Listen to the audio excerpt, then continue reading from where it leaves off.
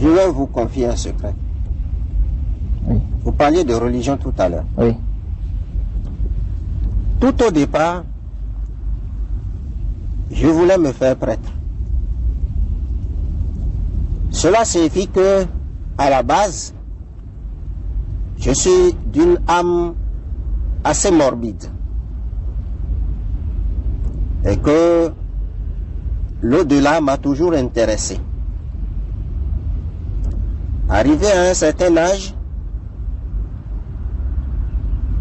je me suis convaincu que Jésus de Nazareth devait être un voyant. Ou en tout cas devait être voyant.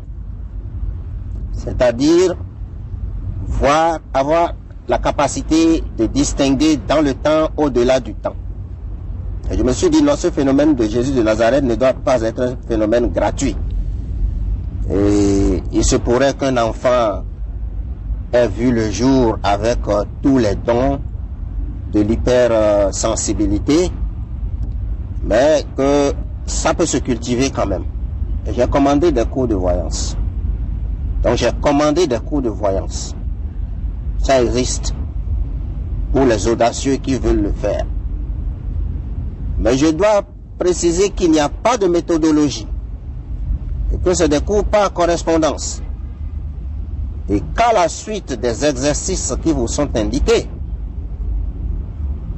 vous pouvez déclencher les effets de l'hypersensibilité, parce que cela se trouve enfoui en tous les hommes. Tout homme est un candidat à la vie de l'au-delà. Et que si les facultés enfouies en vous se déclenchaient, il pourrait y avoir catastrophe. En ce sens que, là où vous êtes en ce moment, je vous donne un exemple, vous enregistrez tout le nombre d'avions qui décollent à Roissy en ce moment. Là où je suis? Là où vous êtes. Au Bénin à Cotonou ici? Au Bénin à Cotonou. Ah bon? Oui, nous sommes des appareils de précision. Un avion ne peut pas décoller à Roissy sans que d'epsilon à epsilon, vous ne soyez pas au courant ici à Cotonou. Ça devient trop fort. Non, là où je vais en venir, oui. Je veux vous dire que l'homme est relié à tous les renseignements planétaires, à des taux différents. Qu'autant vous m'entendez ici en ce moment, autant vous êtes au courant en tout cas de ce qui se dit par Quidam à Godomé. Vous êtes un homme de télévision et vous comprenez bien ces problèmes de taux dont je parle, en matière d'enregistrement et de son. Oui.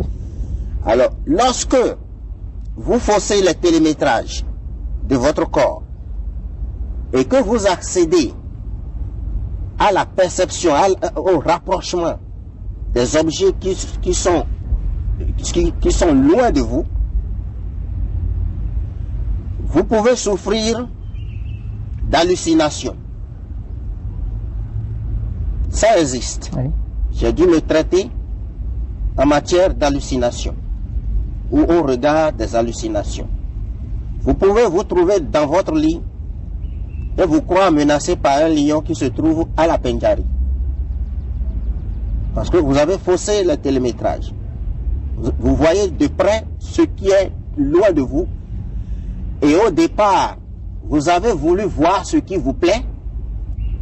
Mais quand les facultés se déclenchent, vous êtes condamné des fois à voir des choses qui ne vous plaisent pas. Le corps. Donc vous avez vécu tout ça? J'ai vécu tout ça, que j'ai eu à corriger. Cela vous achemine d'ailleurs vers des études de médecine par voie insolite. Ce que j'ai vécu, ne pense pas que ça peut conduire aussi à la folie? La folie, c'est peu de choses. Ça peut conduire à la mort. Votre corps maigrit. Vous accédez à l'état de fakir. Il faut donc récupérer votre vie ordinaire pour pouvoir demeurer en vie.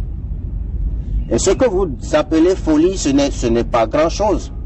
La folie, c'est la peur que l'homme contracte lorsqu'il est lancé dans la sensation du monde qu'il n'a pas l'habitude de voir. Et en même temps qu'il y a folie visuelle, il peut y avoir aussi folie sur le plan auditif, et il y a discordance en matière de verbe. Et c'est ce monde-là que vous avez choisi maintenant. Ce n'est pas ce monde qui est choisi, c'est les accidents que l'on rencontre lorsque l'on s'achemine vers ce monde-là. Donc,